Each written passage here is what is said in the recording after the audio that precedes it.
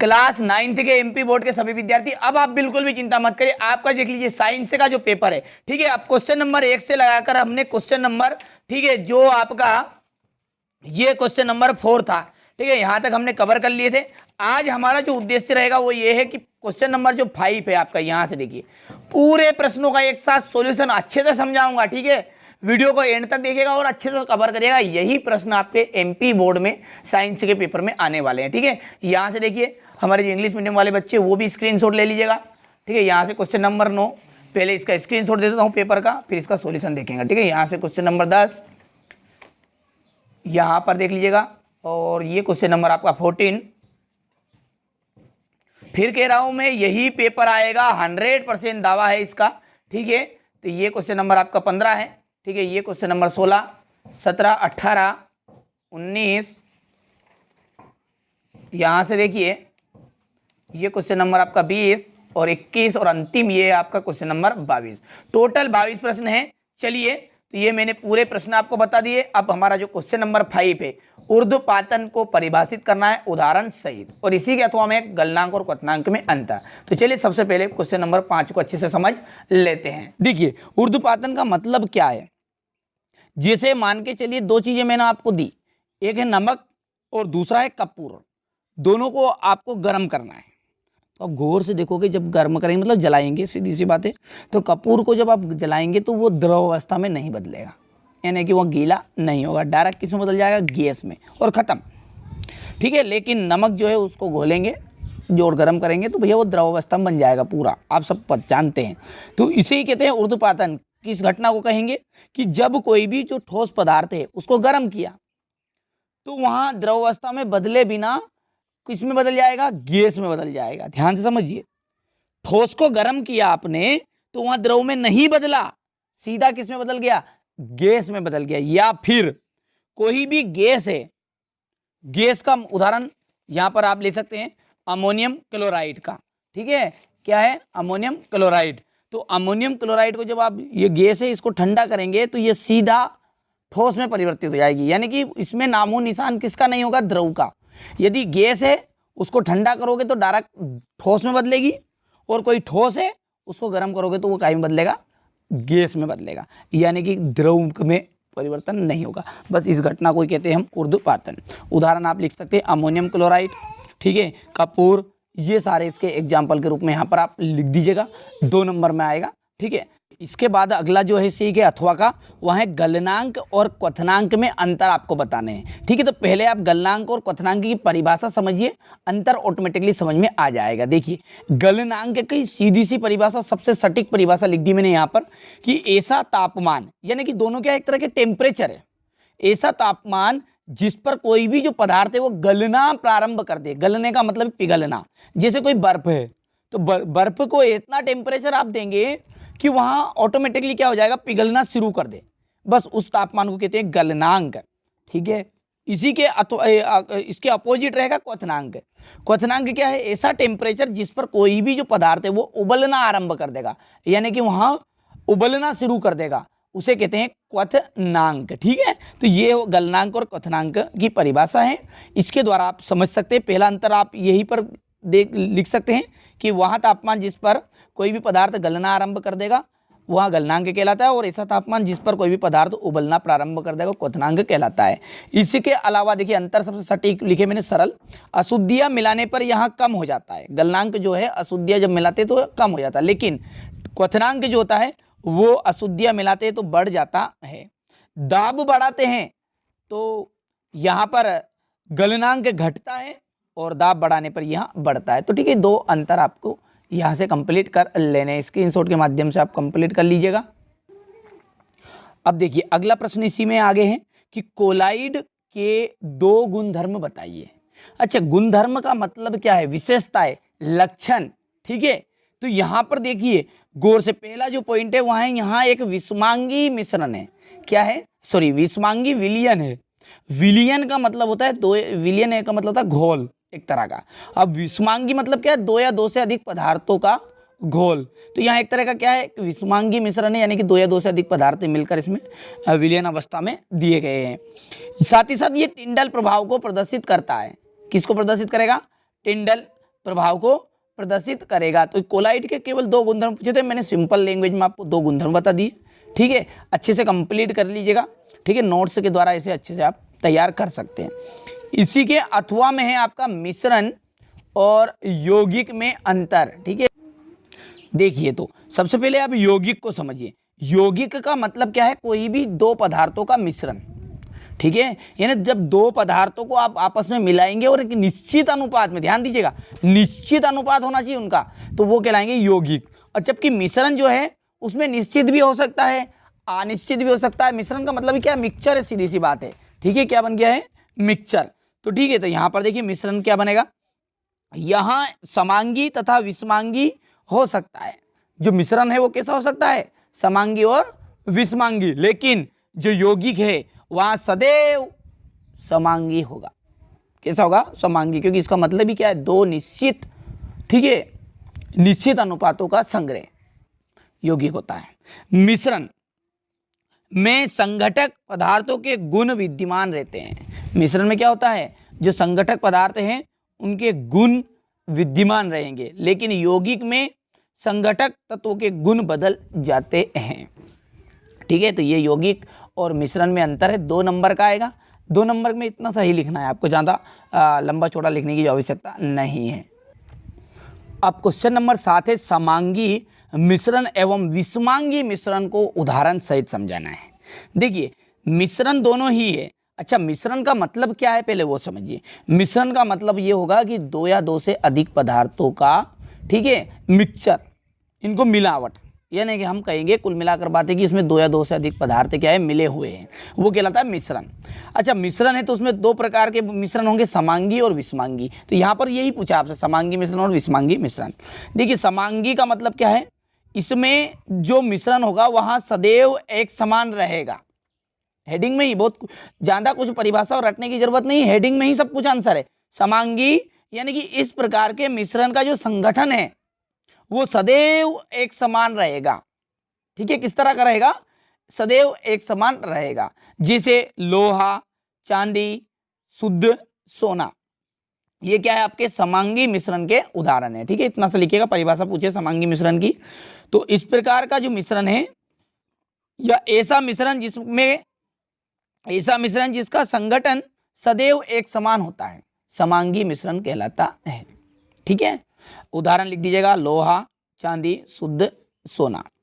अब विषमांगी इसका उल्टा, ऐसा मिश्रण जिसका संगठन सदैव एक समान नहीं रहता है, यानी कि बदलता रहता है।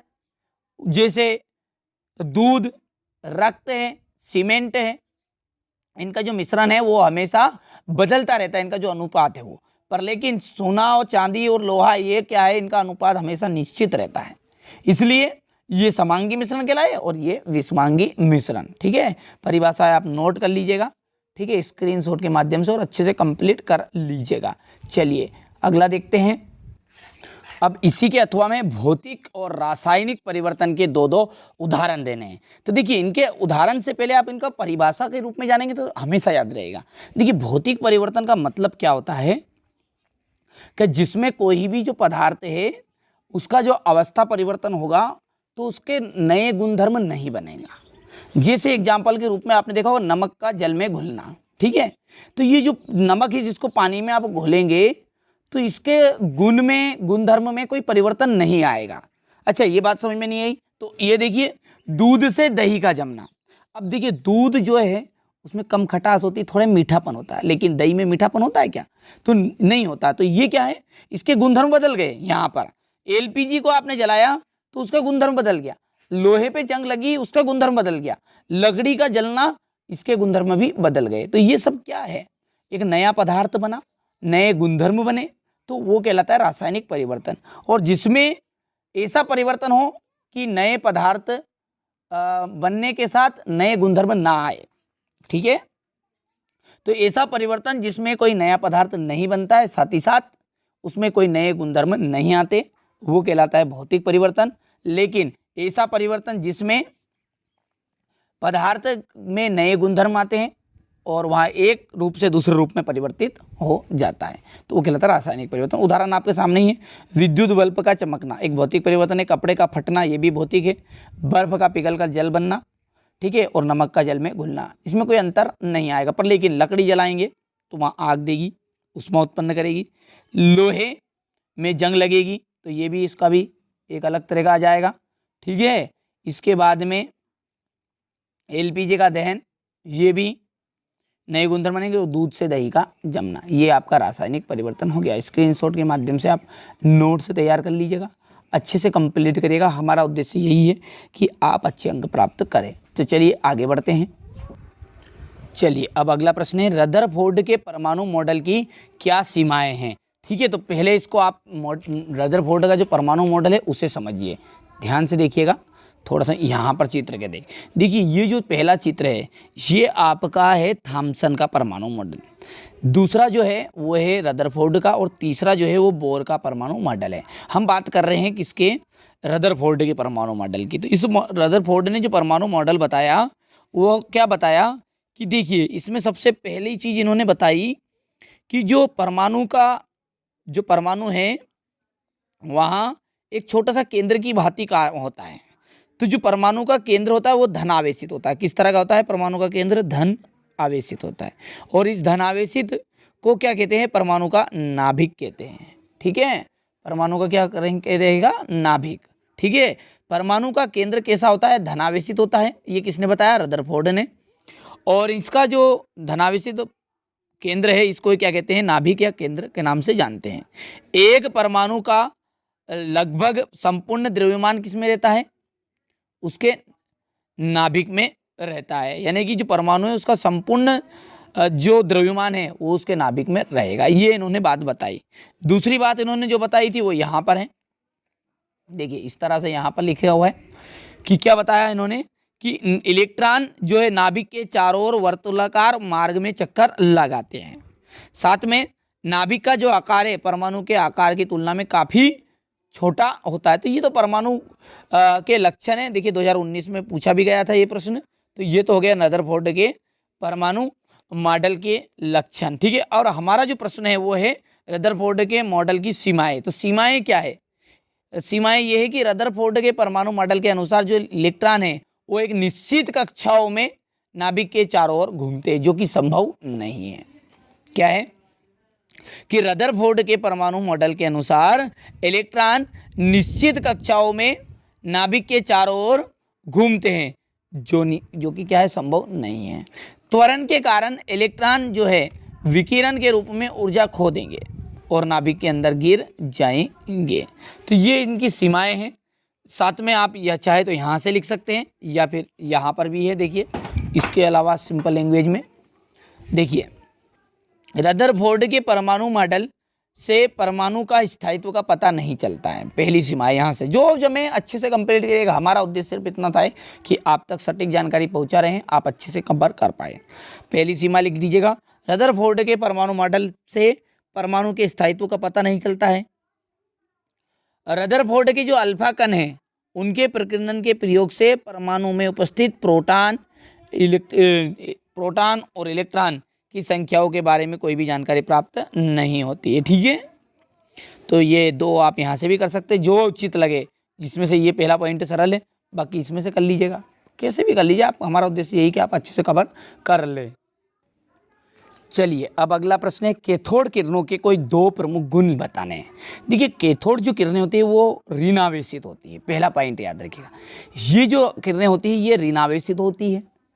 ये किरणें हमेशा सरल रेखा में गमन करेगी। किस में गमन करेगी, सरल रेखा में। ठीक है, यहाँ पर थोड़ा सा जगह पहले 2 पॉइंट लिख दिए थे बच्चों ने, तो यहाँ पर इसको आप यहाँ से समझिए। कैथोड किरणों के 2 गुण। देखिए ये किरणें जो होती है ऋण आवेशित होती है। कैसे होती है, ऋण आवेशित, जो किस दिशा में जाएगी, सीधी रेखा में ऋणाग्र मतलब ऋण आवेश से धनावेश की ओर चलेगी। तो यहाँ पर 2 बिंदु बन जाएंगे इसके। ये किरणें पहले तो ऋण आवेशित होगी, ऋण आवेश से धनावेश की ओर चलेगी तथा एक सीधी रेखा में गमन भी करेगी। तीसरा पॉइंट है कि यहाँ इसमें अत्यधिक गतिज ऊर्जा होती है। यानी कि इन बिंदुओं से आप यहाँ पर 3 पॉइंट बना सकते हैं। पहली है कि ये किरणें ऋणावेशित होती है, ये सीधी रेखा में ऋणाग्र से धनाग्र की ओर चलती है तथा इनमें अत्यधिक गतिज ऊर्जा होती है। और अब यहाँ पर भी लिख सकते हैं कि ये किरणें एक सरल रेखा में गमन करेगी और ये किरणें चुंबकीय क्षेत्र से प्रभावित होती है। तो 5 बिंदु मैंने बता दिया आपको, ठीक है। यहाँ पर कैथोड किरणें के 5 बिंदु, 2 गुण पूछे थे, 5 बता दिए, कोई से भी लिख दीजिएगा। इसी के नीचे देख लिए 9वां जो क्वेश्चन इसमें दिया गया है, हाइड्रोजन के 3 समस्थानिकों के नाम और संकेत बताने हैं। हाइड्रोजन के 3, तो पहले है प्रोटियम, ड्यूटीरियम और ट्राइटियम। सिंपल सा प्रश्न है, इतना सा लिखना है, ठीक है, कर सकते हो। चलिए इसके बाद यहाँ पर देखिए 3 कक्षाओं वाले बोर के परमाणु मॉडल का चित्र बताना है। यानी कि देखिए पहले क्या करना है आपको, इस तरह से ये जो चित्र बना हुआ बहुत सिंपल है। पहला घेरा बनाएंगे, उसमें रेड कलर मैंने यहाँ पर बता दिया ताकि अच्छा लगे। ये जो है ये क्या है, परमाणु के बीचों बीच एक छोटा सा केंद्र पाया जाता है जिसे परमाणु का केंद्र कहते हैं या नाभिक भी कहते हैं। तो यहाँ पर हो गया ये केंद्रक। पहली जो कक्षा है, ये पहला गोला जो बना हुआ है, 3 गोले बने हुए, बस सीधी सी बात केंद्रक को छोड़कर। तो पहला जो है उसका हम के कक्षा कहेंगे, यानी कौन सी क्लास कहेंगे, के, और इसका नंबर क्या रहेगा, फर्स्ट रहेगा। दूसरी जो कक्षा है वो एल है, यानी कि एन बराबरी पे 2 हो जाएगा। और तीसरी कक्षा जो है एम है, उसको एन बराबरी पे 3 कहेंगे। सिंपल सा चित्र है, इतना सा आपको बनाना हुआ है, ठीक है, रहेगा। 2 नंबर आपको मिल जाएंगे। अब अगला प्रश्न है आपका, रंध्र के कार्य क्या है, ठीक है, मतलब रंध्र के क्या कार्य है। चलिए इसको हम चित्र के द्वारा अच्छे से समझेंगे। सबसे पहले यहाँ पर इस चित्र दिया हुआ है एक पत्ती का। जैसा कि आप सब जानते होंगे कि जो रंध्र है वो पत्तियों में पाए जाते हैं, यानी कि रंध्र का मतलब होता है छिद्र, ठीक है। तो पत्तियों की सतह पर सूक्ष्म छिद्र पाए जाते हैं। क्या पाए जाते हैं, जैसे पत्ती की संरचना देखें तो पत्तियों में वाष्पोत्सर्जन के लिए, ठीक है, छोटे छोटे इस तरह के छिद्र पाए जाएंगे, बस उसे ही कहते हैं रंध्र, ठीक है। तो यदि कोई आपसे पूछे कि रंध्र क्या है, तो पहले परिभाषा आप दीजिएगा कि पत्तियों की सतह पर छोटे छोटे सूक्ष्म छिद्र पाए जाते हैं। क्या बोला मैंने, कि पत्तियों की सतह पर छोटे छोटे सूक्ष्म छिद्र पाए जाते हैं, उन छिद्रों को ही रंध्र कहा जाता है, ठीक है। ये तो होगी इसकी परिभाषा। अब ये जो छिद्र ये किस लिए पाए जाते हैं, तो सबसे पहली चीज ये कि वातावरण से, देखिए इसको यहाँ से आप पढ़ोगे तो आपको अच्छे समझ में आएगा। देखिए यहाँ पर जो पत्ती की सतह पर सूक्ष्म छिद्र होते हैं उन्हें कहा जाता है रंध्र।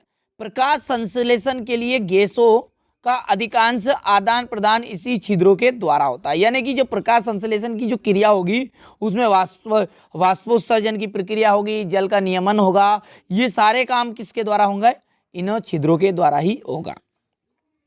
लेकिन यहां जानना भी आवश्यक है कि गैसों का आदान प्रदान तने और जड़ पत्तियों की सतह से भी होता है। इन रंध्रों से पर्याप्त मात्रा में जल की भी हानि होती है, ठीक है, यानी कि जल की भी हानि, यानी कि वाष्पोत्सर्जन की जो प्रक्रिया है वो भी इससे होगी। अतः जब प्रकाश संश्लेषण के लिए कार्बन डाइऑक्साइड की आवश्यकता नहीं होती, ध्यान समझिएगा, जब प्रकाश संश्लेषण के लिए कार्बन डाइऑक्साइड की आवश्यकता नहीं होती तब पौधा इन छिद्रों को बंद कर देता है। छिद्र का खुलना और बंद होना द्वार कोशिका का कार्य है, ठीक है। द्वार कोशिकाएं द्वार कोशिकाओं में जब जल अंदर होता है तो वे फूल जाती है और रंध्र का छिद्र खुल जाता है। और इसी तरह जब द्वार कोशिकाएं सिकुड़ती है तो छिद्र कैसा हो जाता है, बंद हो जाता है, ठीक है। तो यहां से पढ़कर एक चीजें निकल कर आई, क्या कि जो रंध्र है वहां, यानी कि ये छिद्र जो है वायुमंडल में गैसों का आदान प्रदान करेगा, ठीक है। इसका प्रमुख कार्य क्या है, वायुमंडल में गैसों का आदान प्रदान करना। वाष्पोत्सर्जन द्वारा पौधों में जल का नियमन करना, यानी कि जल की अधिकता हो गई तो वाष्पोत्सर्जन की प्रक्रिया बहुत तेज होगी, ठीक है, और उसके द्वारा जल का नियमन होगा। नियमन मतलब संतुलन बनेगा। तो ये 2 कार्य 2 नंबर का आता है, ठीक है, अच्छे से आप कंप्लीट कर सकते हैं। इसके बाद में जो हृदयक पेशी है उसका नामांकित चित्र, तो कुछ इस तरह का आपका चित्र आप बना सकते हैं, ठीक है। तो अच्छे से कंप्लीट कर लीजिएगा, आप तो यही पेपर में आने वाले हैं, ठीक है। हमारा उद्देश्य यही है कि आप अच्छे से तैयारी करें, इसके अलावा कुछ नहीं चाहिए। यदि चैनल आप सब्सक्राइब भी नहीं करोगे तो भी चलेगा, पर आप अच्छे से पढ़िए, आप अधिकतम अंक प्राप्त करें, यही हमारा उद्देश्य है। तो आप अच्छे से तैयारी जरूर करिएगा। चलिए इसके बाद में अगला प्रश्न है रेखित और आरेखित पेशी में अंतर बताना है। ध्यान से समझिएगा, ठीक है, इसको चित्र के माध्यम से अच्छा समझेंगे।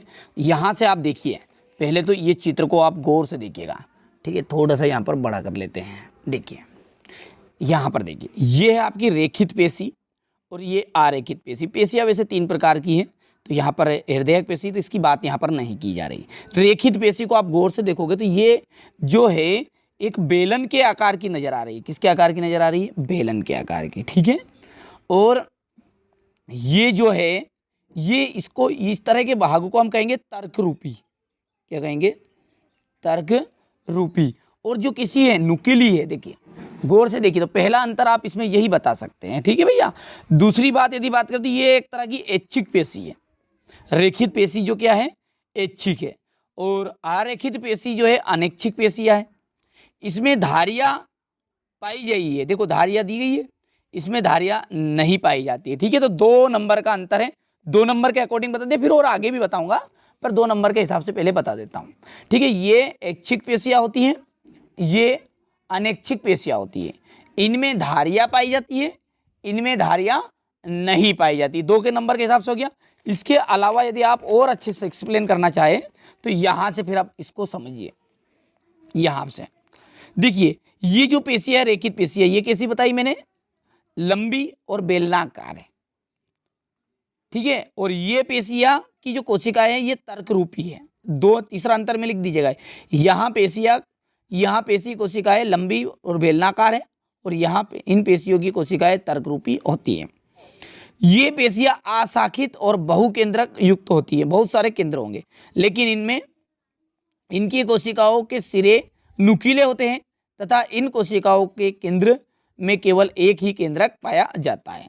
जो ये रेखित पेशियां होती है, हमारी अस्थियों से जुड़ी हुई होती है। किससे?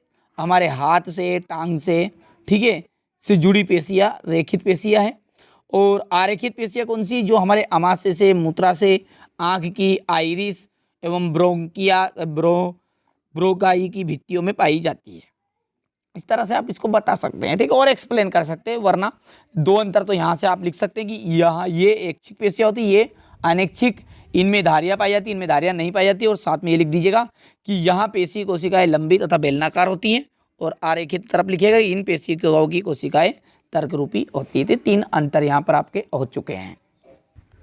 चलिए अब अगला प्रश्न है, पौधों के ऊतक मुख्यतः कितने प्रकार के होते हैं? ध्यान दीजिएगा, पौधों की जो ऊतक है, पहला नंबर 2 नंबर का प्रश्न आएगा, और 2 नंबर में केवल इतना सा 1 नंबर आ जाएगा कि पौधों के ऊतक के मुख्यतः कितने प्रकार के होते हैं। तो भैया 2 प्रकार के होते हैं। 1 नंबर आपको पक्का हो गया कि पौधों के ऊतक किस प्रकार के होते हैं? 2 प्रकार के होते हैं। अब उनके नाम बताइए, तो 1 नंबर का ये नाम हो गया, विभोज्योतक और स्थायी ऊतक। बस इतना सा लिखना है, कोई इनकी परिभाषा आपसे यहाँ पर नहीं पूछी कि विभोज्य ऊतक और स्थायी ऊतक को समझाइए, इतना लिख दोगे 2 नंबर पक्के हो जाएंगे। चलिए आगे बढ़ते हैं। तो अगला जो प्रश्न है वो है, सदिश राशियों को परिभाषित कीजिए उदाहरण सहित। तो देखिए, सदिश राशियां क्या है? ऐसी भौतिक राशियां जिनको व्यक्त करने के लिए किनकी जरूरत पड़ती है? परिणाम और दिशा की, ठीक है। जिनको व्यक्त करने के लिए परिमाण और दिशा की आवश्यकता होती है, उसे कहते हैं सदिश राशियां, ठीक है। उदाहरण के लिए विस्थापन है और वेग है। अच्छे से कंप्लीट करिएगा। परिभाषा आती केवल कि वे भौतिक राशियां जिन्हें व्यक्त करने के लिए परिमाण और दिशा की, यहाँ पर परिणाम नहीं परिमाण है, ठीक है, और दिशा की आवश्यकता होती है, उसे कहते हैं सदिश राशियां, विस्थापन और वेग। चलिए अगला है, मंदन की परिभाषा लिखिए, इसका मात्रक भी लिखिए, ठीक है। यहाँ पर थोड़ा सा देखिए इमला में मिस्टेक है, इसलिए है कि बच्चों ने कॉपी तैयार की है कोचिंग से, तो थोड़ी बहुत इमला में मिस्टेक है, तो आप इसको नज़रअंदाज कर दीजिएगा। मंदन, देखिए किसी वस्तु के वेग में जो कमी आएगी, किसी भी वस्तु के वेग में कमी आई, बस उसी को कहा जाता है मंदन। किसे कहते हैं मंदन? कि कोई भी वस्तु के वेग में कमी आना तथा समय अंतराल के अनुपात को ही मंदन कहा जाता है। इसका मात्रक होता है मीटर सेकेंड इनवर्स, ठीक है, स्क्वायर है, वो भी इनवर्स वाला है पर, ठीक है भैया। तो MS अरिंदो है। चलिए, तो मंदन की परिभाषा किस तरह लिखेंगे कि किसी वस्तु के वेग में कमी तथा समय अंतराल के अनुपात को ही मंदन कहा जाता है। इसका मात्रक आप लिख सकते हैं।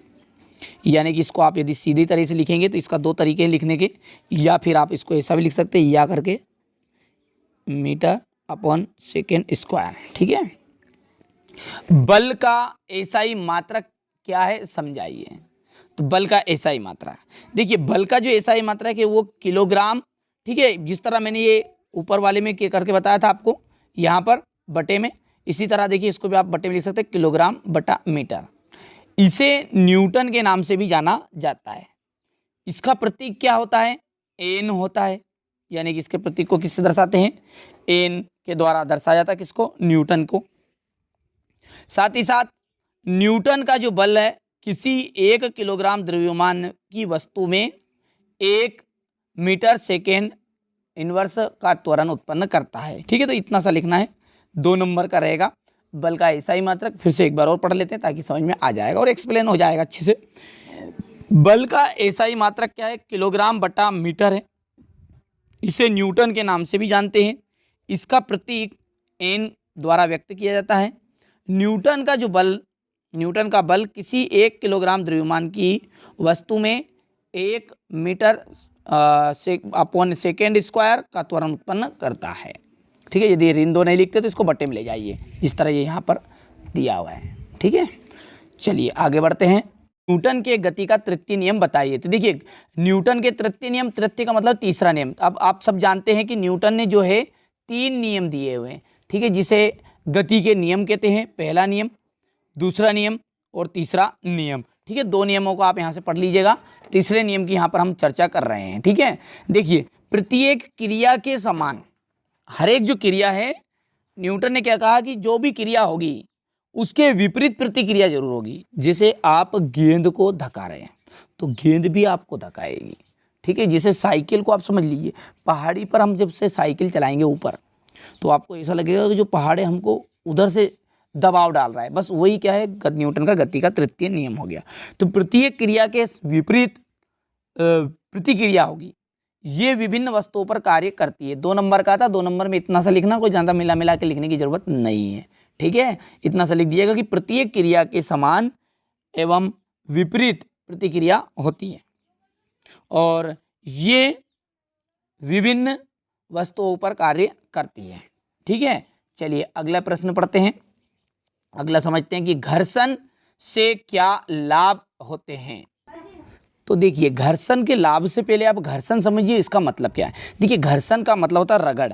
रगड़ किस तरह की, जैसे ये कोई मशीन है, ठीक है, यहाँ पर, ठीक है भैया, तो ये इसको हमने इस तरह से घुमाया, तो ये जो दोनों पुर्जे हैं ना, ढक्कन और ये जो पेन है, इन दोनों के बीच में क्या होगा, रगड़ उत्पन्न होगा। रगड़ यानी कि घिसाएगी ये। ठीक है, यानी कि इसके जो पुर्जे हैं ये घिसाएंगे और इसके द्वारा क्या होगी, ये थोड़े समय के बाद में ये खराब हो जाएगी। ठीक है, पर ये लेकिन घर्षण क्यों जरूरी है, रगड़ क्यों जरूरी है, क्यों, सबसे पहली चीज यही है कि घर्षण के कारण ही हम चल सकते हैं तथा रुक सकते हैं।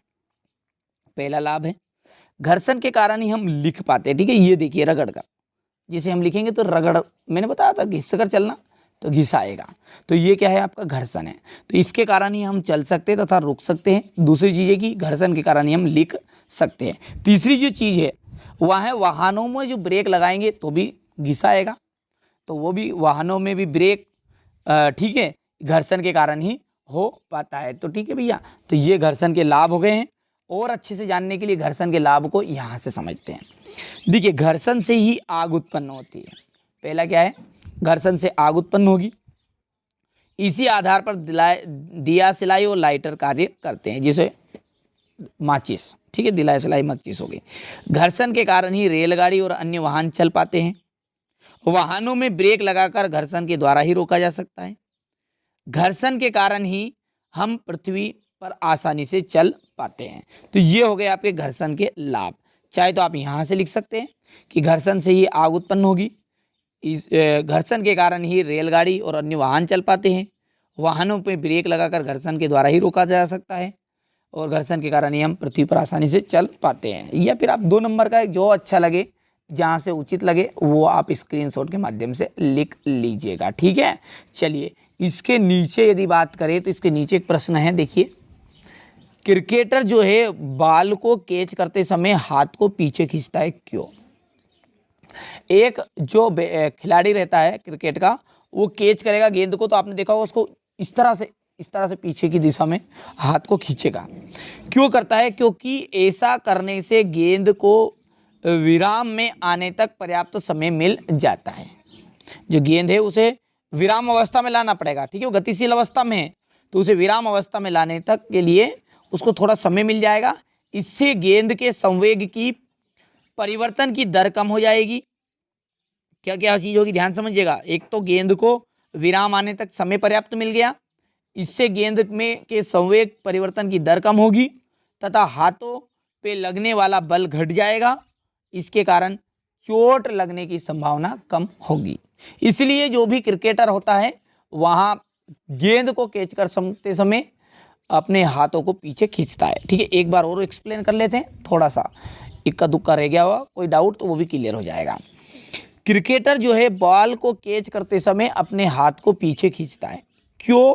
क्योंकि ऐसा करने से गेंद को विराम अवस्था में आने तक उसे पर्याप्त समय मिल जाएगा। इससे गेंद के संवेग में जो परिवर्तन की दर है वो भी कम हो जाएगी तथा हाथों पे लगने वाला बल का मान घट जाएगा। इसके कारण जो हमारे चोट लगने की संभावना रहेगी हमें वो कम हो जाएगी। ठीक है, चलिए अब अगला प्रश्न है, गुरुत्वीय त्वरण से आप क्या समझते हैं? देखिए, गुरुत्वीय त्वरण, न्यूटन ने जो गति का दूसरा नियम दिया उसमें क्या कहा, ध्यान से समझिए। न्यूटन का जो गति का दूसरा नियम है वो क्या है, उसको आप समझेंगे तब जाकर ये गुरुत्वीय त्वरण समझ में आएगा। देखिए, इसके आगे यहाँ पर यही बात लिखी हुई है कि किसी वस्तु पर बल कार्य करता है। जब कोई भी वस्तु है उस पर बल कार्य करेगा तो उसमें त्वरण उत्पन्न हो जाता है। ये न्यूटन ने अपने गति के दूसरे नियम में कहा कि जब कोई भी वस्तु पर बल काम करेगा तो उसमें त्वरण उत्पन्न हो जाएगा। अतः जो पृथ्वी के गुरुत्वीय बल है, अब पृथ्वी पर भी गुरुत्वीय बल लग रहा है गुरुत्वाकर्षण बल के कारण, उसके कारण भी वस्तु में भी एक त्वरण उत्पन्न हो जाएगा। क्योंकि उसने यह बात पहले कही न्यूटन ने कि जब किसी वस्तु पर बल काम करेगा तो उसमें त्वरण उत्पन्न होगा उस वस्तु में। तो उसी तरह गुरुत्वीय बल के कारण भी वस्तु में एक त्वरण उत्पन्न होगा। बस इस गुरुत्वीय बल के द्वारा उत्पन्न त्वरण को ही गुरुत्वीय त्वरण कहते हैं। यदि आपसे एक नंबर में कोई पूछे कि गुरुत्वीय त्वरण क्या है, तो गुरुत्वीय बल के द्वारा उत्पन्न त्वरण, गुरुत्वीय बल के द्वारा उत्पन्न त्वरण को ही गुरुत्वीय त्वरण कहते हैं। ठीक है, यहाँ पर 2 नंबर में है तो आप थोड़ा सा एक्सप्लेन कर दीजिएगा कि न्यूटन के गति के दूसरे नियम के अनुसार जब किसी वस्तु पर बल कार्य करता है तो उसमें त्वरण उत्पन्न हो जाता है। अतः पृथ्वी जो है हमारी, उसके गुरुत्वीय बल के कारण भी वस्तु पर एक त्वरण उत्पन्न होगा। अब चूंकि ये जो त्वरण है ये गुरुत्वीय बल के द्वारा उत्पन्न हो रहा है, इसलिए इसे गुरुत्वीय त्वरण का नाम दिया जाएगा। ठीक है, तो अच्छे से स्क्रीनशॉट के माध्यम से कंप्लीट कर लीजिएगा। ठीक है, इसी के नीचे है प्रणोद, किसे कहते हैं इसका मात्रक बताइए। प्रणोद, देखिए कोई भी जो वस्तु है उसकी सतह पर लंबवत लगने वाला बल, कोई भी सतह है, जैसे ये आपका जो कॉपी है यहाँ पर नीचे, ये क्या है आपकी लंबवत मान लीजिए। ठीक है, ये सतह हो गई सतह। अब इस सतह के लंबवत यानी कि मैंने यहाँ पर सीधा खड़ा रख दिया ये पेन, तो ये लंबवत बल लग गया।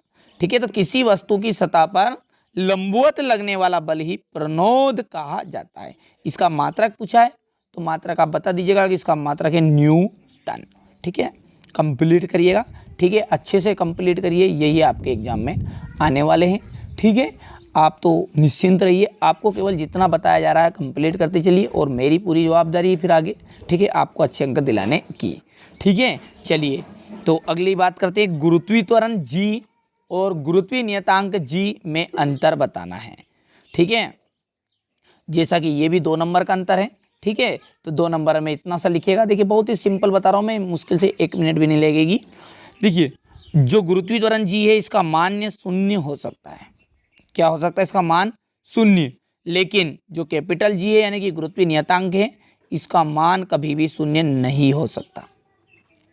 जी एक अदिश राशि है ये गुरुत्वीय त्वरण वाली, और गुरुत्वीय नियतांक एक अदिश राशि। इसे स्मॉल जी के द्वारा प्रदर्शित किया जाता है, इसे कैपिटल जी के द्वारा प्रदर्शित किया जाता है। आप लिख सकते हैं गुरुत्वीय त्वरण को स्मॉल जी यानी कि इसके द्वारा प्रदर्शित किया जा सकता है और गुरुत्वीय नियतांकों को कैपिटल जी से प्रदर्शित किया जाता है। सिंपल सा बताया मैंने, सबसे सरल, ठीक है, जो आपको एक बार पढ़ते से ही याद होगा कि इसका मान शून्य हो जाता है, इसका मान शून्य नहीं होगा, ये सदिश है, ये अदिश है, इसे स्मॉल जी के रूप में प्रदर्शित किया जाता है, इसे कैपिटल जी के रूप में प्रदर्शित किया जाता है। स्क्रीनशॉट के माध्यम से आप इसे कंप्लीट कर लीजिएगा। चलिए तो आगे बढ़ते हैं। अब देखिए अगला प्रश्न है, आर्किमिडीज का सिद्धांत तथा अनुप्रयोग लिखिए। तो देखिए आर्किमिडीज जो है इसका सिद्धांत सिंपल सा है। देखिए जैसे आप पानी में तैर रहे हैं, ठीक है, मछली तैर रही है, तो चाहे आपका वजन कितना ही हो, लेकिन जो पानी में आपका जो वजन है वो ना के बराबर हो जाएगा, जिसे आप सब जानते भी हैं, ठीक है।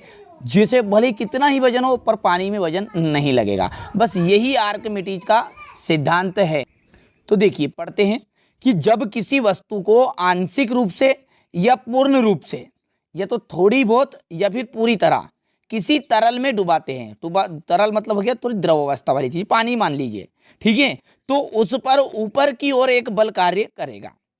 कब क्या किया है कि कोई भी जो वस्तु है उसको आंशिक रूप से या पूर्ण रूप से किसी तरल में डुबाया जाता है, तो उस पर ऊपर की ओर एक बल काम करेगा, ठीक है। अब ये जो बल कार्य करेगा जिसके कारण वहाँ जो वस्तु है उसके भार में कमी आ जाएगी। यानी कोई भी व्यक्ति जब पानी में डूबा, यानी डूबा नहीं, तैर रहा हो, तो सीधी सी बात है, तो उस पर ऊपर की ओर एक बल कार्य करा जिसके कारण जो व्यक्ति है उसके भार में कमी आ गई।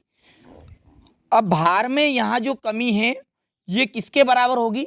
वस्तु द्वारा हटाए गए तरल के भार के बराबर होगी, ठीक है, यानी उस पानी के भार के बराबर हो जाएगी, ना के बराबर हो गया, इसलिए व्यक्ति का जो वजन है बहुत ही कम हो जाएगा। बहुत ही सिंपल है। इसके अनुप्रयोग आप देख सकते हैं, मछलियों का तैरना, ठीक है, और मनुष्यों का नदी या तालाब में तैरना, ये इसके दो अनुप्रयोग हैं, ठीक है। तो सिंपल सा है, आर्किमिडीज का सिद्धांत जो है कठिन नहीं है।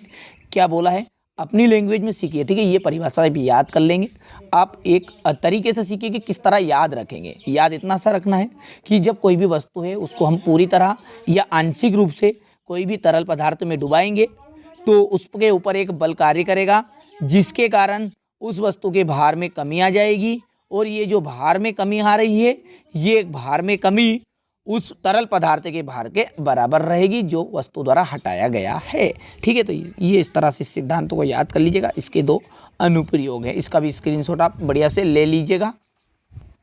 चलिए अब अगला प्रश्न है, पादप कोशिकाओं तथा जंतु कोशिकाओं में अंतर बताना है, कोई भी तीन, ठीक है। इसको चित्र के माध्यम से हम अच्छे से एक्सप्लेन करेंगे, जीवन भर आप कभी भी भूल नहीं पाओगे। देखिए दोनों के चित्र यहाँ पर हैं, थोड़ा सा छोटा कर लेते हैं ताकि सारी चीज़ें क्लियर दिखेगी। देखिए यहाँ पर है ये जंतु कोशिका का, ये जंतु कोशिका का, और ये है आपका पादप कोशिका का, ठीक है। दोनों का एक चित्र में संभव नहीं हो पा रहा है, ठीक है, मैं समझा दूंगा। यहाँ पर आप देखिए पहले अंतर में देखिए, इसमें लाइसोसोम लिख दिए, मैं नंबर डाल दिए, इसमें दिख रहा है लाइसोसोम, ठीक है। अब यदि आप इसमें पूरे में देखोगे तो लाइसोसोम कहीं से कहीं तक नाम आपको नहीं मिलेगा, ठीक है। तो जो आप जंतु कोशिका या फिर पादप कोशिका लिखेंगे तो पहले यदि आपने पादप कोशिका लिख दिया मान के चलिए, ठीक है, तो पादप कोशिका में लाइसोसोम नहीं पाया जाता है। ध्यान दीजिएगा, पादप में लाइसोसोम नहीं पाया जाएगा, जंतु कोशिका में लाइसोसोम पाया जाएगा, ठीक है। पहला अंतर क्लियर है। क्या बोला मैंने कि पादप कोशिका में लाइसोसोम नहीं पाया जाता, लेकिन जंतु कोशिका में लाइसोसोम पाया जाता है। दूसरी बात यहाँ पर देखिए, पादप को हमने आगे किया है, तो कोशिका भित्ति मैंने दूसरा पॉइंट लिखा है, देखिए कोशिका भित्ति, तो कोशिका भित्ति पादप में तो है, लेकिन इसमें देखिए कोशिका भित्ति कहीं से कहीं तक आपको देखने को नहीं मिलेगी। देख लीजिए पूरा में पढ़ के देख लीजिए आप, ठीक है। तो दूसरा अंतर बन गया आपका कि पादप कोशिका में कोशिका भित्ति पाई जाती है, लेकिन जंतु कोशिका में कोशिका भित्ति नहीं पाई जाती, ठीक है। दो अंतर क्लियर हो चुके हैं। पहला बताया है कि पादप कोशिका में लाइसोसोम नहीं पाया जाता, लेकिन जंतु कोशिका में लाइसोसोम पाया जाता है। पादप कोशिका में कोशिका भित्ति पाई जाएगी, जंतु कोशिका में कोशिका भित्ति नहीं पाई जाएगी, ठीक है। चलिए तीसरा अंतर जो है क्लोरोप्लास्ट से बात करेंगे, तो इसमें क्लोरोप्लास्ट, ठीक है, यानी कि हरित लवक पाए जाते हैं, और इसमें हरित लवक यानी क्लोरोप्लास्ट नहीं पाए जाते हैं, ठीक है। तीन अंतर हो गया।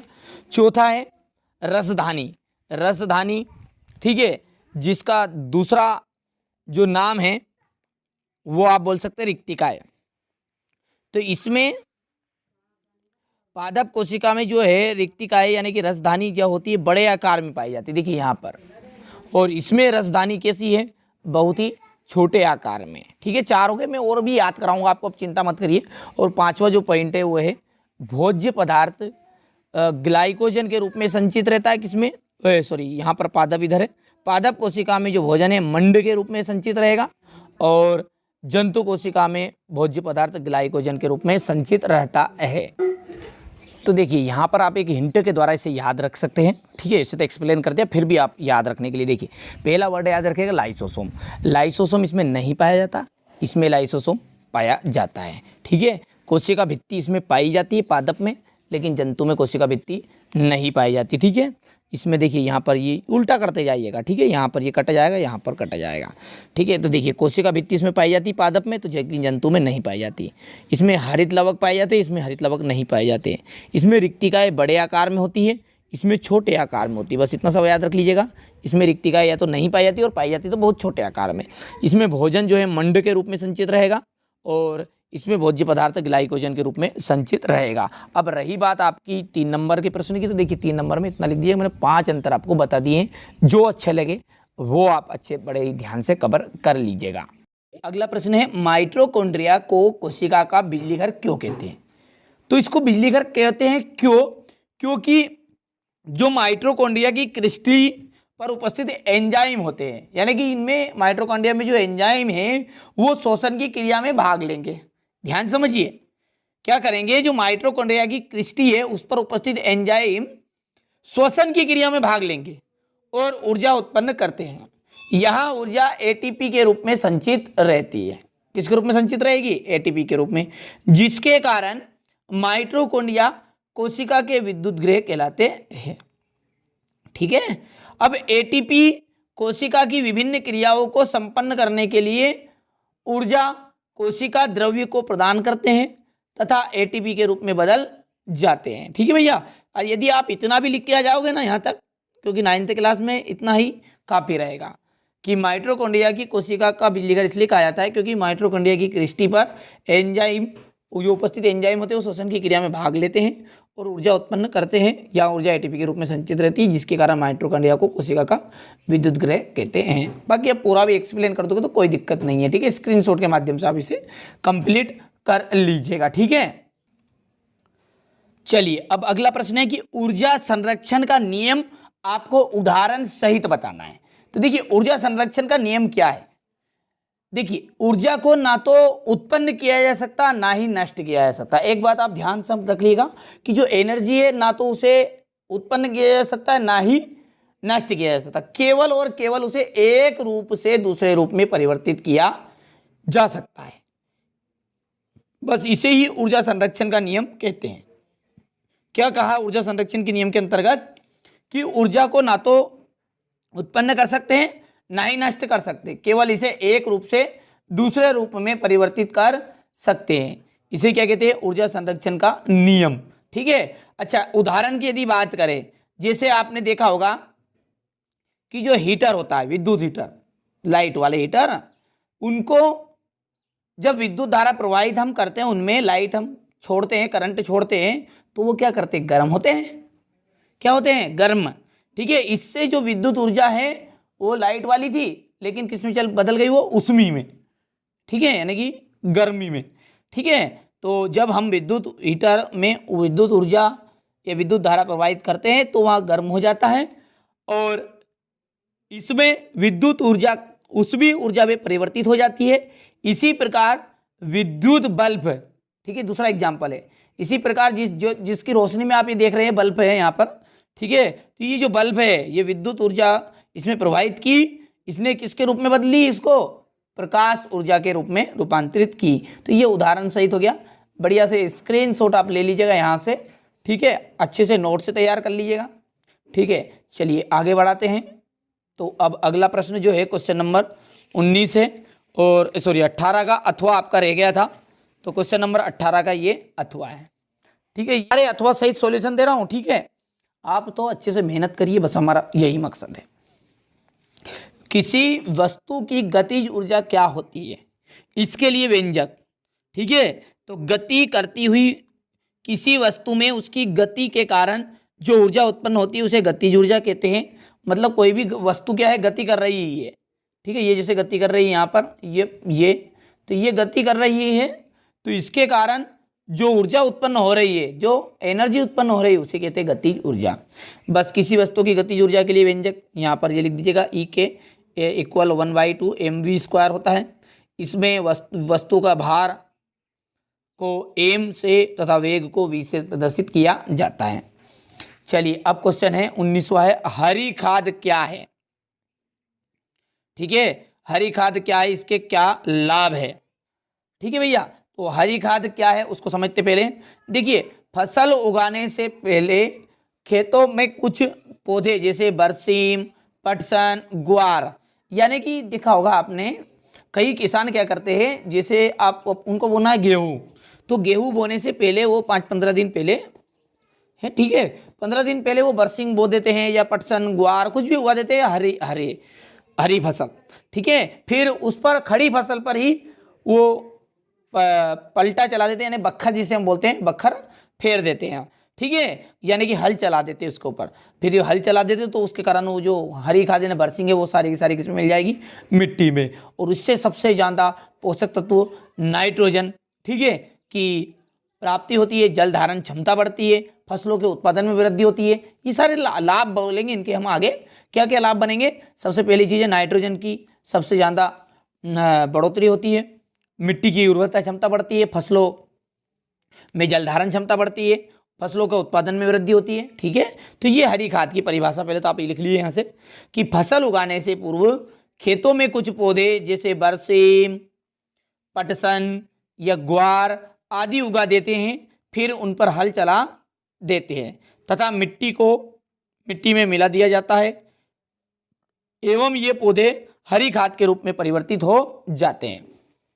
इसके बाद में यहाँ पर देखिए इसके लाभ दिए गए हैं, 4 नंबर का था तो 2 नंबर की परिभाषा होगी। और हरी खाद के जो लाभ है यहाँ पर क्या लिखा है, मिट्टी की जल धारण क्षमता बढ़ती है, फसलों के उत्पादन में वृद्धि होती है। इसके अलावा देखिए उर्वरता क्षमता में बढ़ोतरी होती है, तो यहाँ पर लिख भी देता हूँ मैं, देखिए तीसरा पॉइंट लिख देते हैं यहाँ पर, मिट्टी की, ठीक है, मिट्टी की उर्वरता बढ़ती है,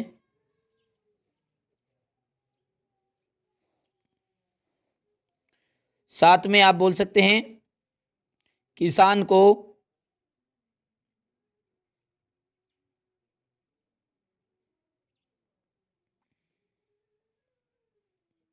कम खर्च पर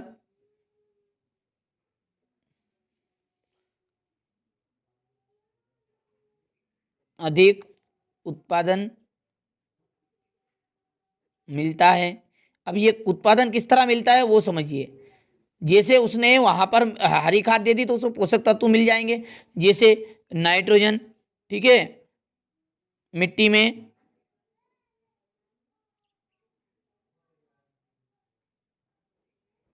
नाइट्रोजन एवं अन्य पोषक पदार्थ या पोषक तत्व की मात्रा में क्या होती है, वृद्धि होती है, की मात्रा में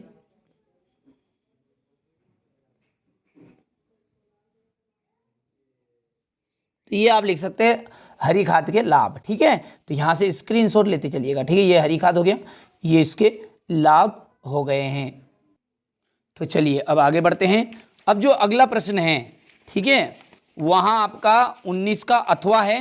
देखिए ये बच्चों ने नोट से तैयार किए हैं, इसलिए यहाँ पर ये जो का है ये का नहीं है, ये खा है।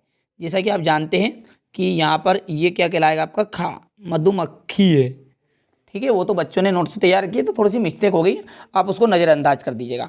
देखिए फसलों का उत्पादन बढ़ता है, मधुमक्खी पालन से क्या होता है, फसलों का उत्पादन, इससे मोम प्राप्त होता है, इससे औषधियाँ प्राप्त होती है। देखिए टिप्पणी बतानी है मधुमक्खी पालन पर, तो मधुमक्खी पालन क्या है, इस पर आप बोल सकते हैं कि देखिए यहाँ से आप लिख लीजिएगा इसको, अब देखिए यहाँ से आप लिखिएगा मधुमक्खी पालन, वो तो बच्चों ने वहाँ पर गलत कर दिया है। देखिए मधुमक्खी यानी कि मधु और शहद और मोम के उत्पादन के लिए मधुमक्खियों को पालने की प्रक्रिया मधुमक्खी पालन कहलाती है। यानी कि शहद प्राप्त करने के लिए और मोम के उत्पादन के लिए मधुमक्खियों को जो पालने की प्रक्रिया वो कहलाती है आपकी मधुमक्खी पालन। शहद का सर्वत्र उपयोग किया जाता है, सभी जगहों पर उपयोग किया जाता है, हर जगहों पर, ठीक है, औषधि के रूप में। अतः इसके लिए मधुमक्खी का पालन ठीक है, मधुमक्खी पालन का उद्यम एक कृषि उद्योग बन गया है। ठीक है, शहद एवं मोम का उपयोग औषधि के रूप में किया जाता है। इसी के अथवा में है, देखिए इसी के नीचे मुर्गी पालन। मुर्गी पालन में भी लिख दीजिएगा आप कि अंडे और मांस का उत्पादन करने के लिए मुर्गियों को पालने की प्रक्रिया मुर्गी पालन कहलाती है। ठीक है, किसके लिए? अंडे और मांस प्राप्त करने के लिए मुर्गियों का पालन किया जाता है, इसे ही कहते हैं मुर्गी पालन। मुर्गी पालन में उन्नत मुर्गी की नस्लें विकसित की जाती है, अच्छी नस्लें जो ज़्यादा अंडे दे, मांस दे। ठीक है, अंडों के लिए अंडा देने वाली लेयर तथा मांस के लिए ब्रायलर मुर्गी पालन किया जाता है। ठीक है, ये कर लीजिएगा आप। और फसल पैटर्न अंतिम है आपका फसल पैटर्न।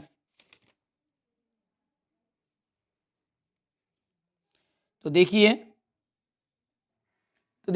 फसल पैटर्न में आप समझ गएंगे फसल चक्र। फसल चक्र कृषि करने का एक ऐसा तरीका है जिसमें फसलों को अदल बदल कर बोया जा सकता है। देखिए वैसे टिप्पणी लिख रहे हैं हम यहाँ पर, तो इस वजह से आप इतना लिख दे सकते हो तो भी चलेगा, नहीं तो आप यहाँ से करिएगा। ये फसल चक्र जो है यही क्या है आपका फसल पैटर्न है। किसी खेत में विभिन्न फसलों को पूर्व योजना क्रम में अदल बदल कर बोना, जिससे कि भूमि की उर्वरता शक्ति भी नष्ट ना हो और फसल चक्र का उत्पादन भी ज्यादा हो, इसे कहते हैं फसल चक्र। फसल चक्र के का प्रमुख लाभ भूमि की उर्वरता शक्ति बनाए रखकर फसलों का उत्पादन बढ़ाना है। ठीक है, यहाँ तक आपको करना है केवल, बस ये फसल चक्र लिखा, यही आपको फसल पैटर्न पर लिखना है। ठीक है, आयनिक यौगिक व आणविक यौगिक क्या होते हैं उदाहरण सहित। ठीक है, तो देखिए आयनिक यौगिक आयनों में जो विभक्त हो जाए, आयनों में किस तरह से विभक्त होंगे, जैसे आपने सोडियम क्लोराइड देखा होगा NaCl। ठीक है, अब जब NaCl को आप जल में घोलेंगे तो यहाँ इसका ऋणावेशित कण इसमें विभक्त हो जाएगा, यानी कि Na अलग हो जाएगा प्लस Cl अलग हो जाएगा। ठीक है, तो ये यहाँ पर जो यौगिक कहलाएंगे वो सोडियम क्लोराइड, वो कहलाएंगे आयनिक यौगिक। तो वे यौगिक जो जल में घोलने पर ऋण आवेशित कणों में विभक्त हो जाते हैं। किसे? वे यौगिक जो जल में घोलने पर ऋणावेशित कणों में विभक्त हो जाते हैं उन्हें आयनिक यौगिक कहते हैं। उदाहरण है सोडियम क्लोराइड। ठीक है, आणविक यौगिक, आणविक जो आणविक किन्हें कहेंगे कि वे यौगिक जो विभिन्न तत्वों के परमाणु से के परस्पर एक निश्चित अनुपात में जुड़कर बनते हैं, मतलब ये जुड़ेंगे।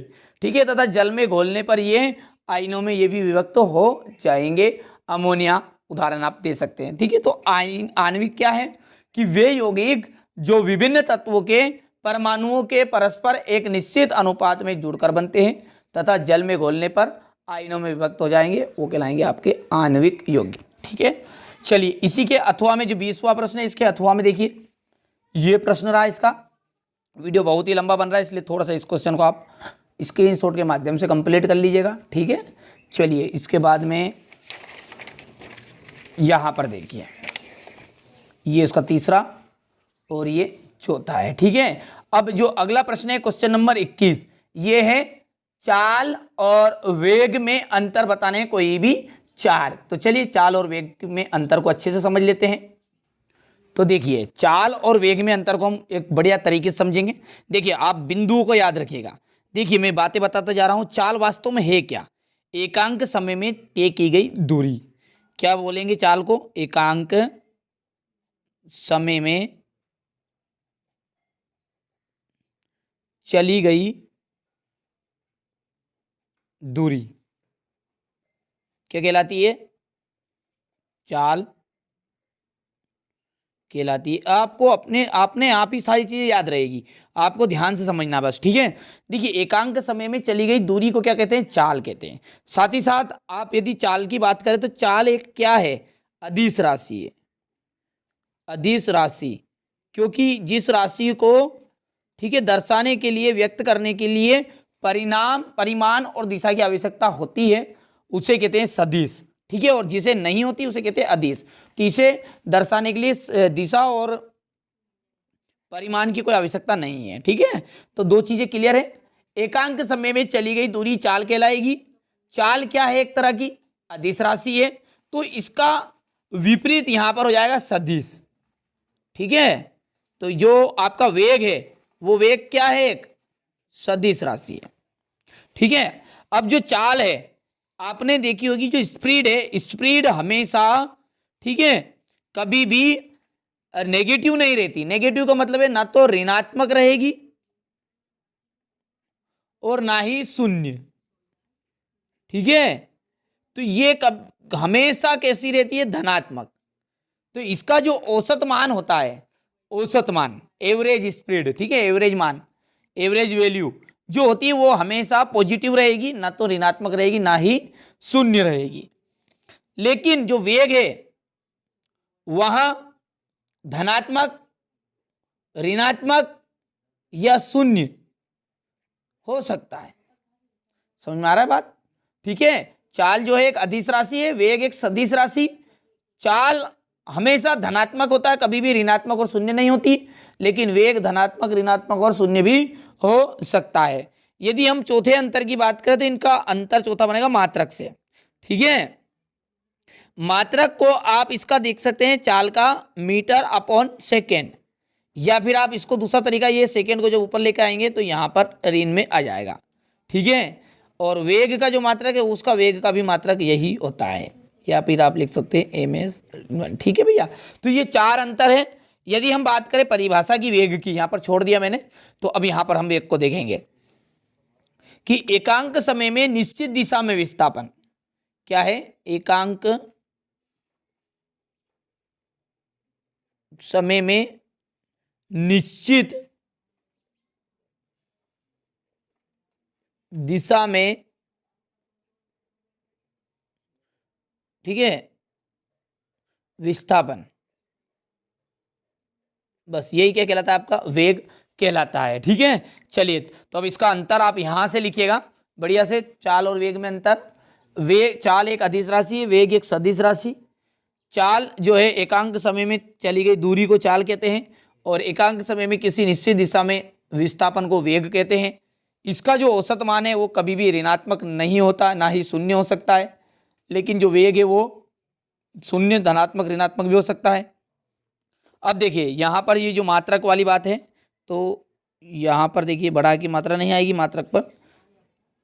देखिए इसका जो मात्रक है वो मीटर सेकेंड इनवर्स है, और इसका मात्रक भी मीटर सेकेंड इनवर्स है। तो बढ़िया से आप नोट से तैयार कर लीजिएगा चाल और वेग के, यहाँ से स्क्रीनशॉट ले लीजिए।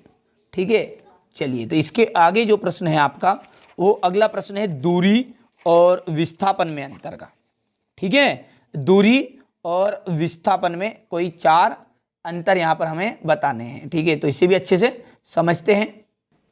तो देखिए दूरी और विस्थापन को अंतर याद रखने के लिए मैं कुछ आपको हिंट दे रहा हूँ, बिंदु बता रहा हूँ, इन बिंदुओं को याद रख लेंगे तो आपको अंतर याद हो जाएगा। देखिए जो दूरी है वो एक अदिश राशि है। क्या है? एक अदिश राशि। ठीक है, दूरी क्या है? एक अदिश राशि है। ठीक है, अब जो अदिश राशियां होती है उन्हें, ठीक है, जो सदिश राशियां होती है, सॉरी देखिए विस्थापन क्या हो गई? सदिश राशि। अब जो सदिश राशि होती है उन्हें परिमाण और दिशा दोनों की आवश्यकता होती है। जिन्हें व्यक्त करने के लिए परिमाण और दिशा दोनों की आवश्यकता हो वो सदिश, और जिसमें केवल, ठीक है, परिमाण की आवश्यकता हो, जिसमें केवल परिमाण आवश्यक हो, वो कहलाएगी आपकी अदिश। ठीक है, तो यहां पर आप दूरी की पहला अंतर लिखिएगा कि ये एक अदिश राशि है, विस्थापन एक सदिश राशि है। इसमें केवल परिमाण होता है, इसमें परिमाण और दिशा दोनों ही होती है। ठीक है, साथ ही जो दूरी होती है, दूरी हमेशा पॉजिटिव होती है, पॉजिटिव यानी कि प्लस, धनात्मक, तो ये हमेशा धनात्मक होती है, और ये धनात्मक, ऋणात्मक या शून्य तीनों भी हो सकता है। ठीक है, चौथा अंतर है कि यहाँ तय किए गए मार्ग पर निर्भर करता है। ये दूरी होती है वो किस पर निर्भर करेगी? तय किए गए मार्ग पर, और ये हमेशा तय किए गए मार्ग पर निर्भर नहीं होता है। तो ठीक है, यहाँ पर आप अंतर इसको बढ़िया से यहाँ से लिखिएगा, दूरी और विस्थापन में कोई 4 अंतर, बढ़िया से स्क्रीनशॉट लीजिए, ठीक है, यहाँ से। चलिए, इसके बाद जो अगला प्रश्न है आपका, वो अंतिम प्रश्न क्वेश्चन नंबर जो 22 है, इसमें है पराध्वनि के अनुप्रयोग लिखिए। ठीक है, तो पराध्वनि के अनुप्रयोग कोई 4 है। देखिए, चमगादड़ इसका उपयोग रात्रि विचरण में अपने को अवरोधों से टकराने से बचाने के लिए करता है। ठीक है, दूसरा है चिमनियों की सफाई करने के लिए इसका उपयोग होता है। समुद्र की गहराई ज्ञात करने के लिए इसका उपयोग होता है।